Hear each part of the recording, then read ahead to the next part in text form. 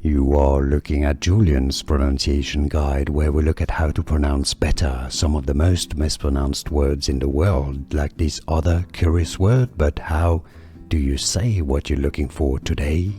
We are looking at how to pronounce the name of this famous building designed by Antoni Gaudí. In Barcelona, we'll be looking at how to say more confusing names in the area as well. So that's the Spanish name, if you wish. It means the stone quarry.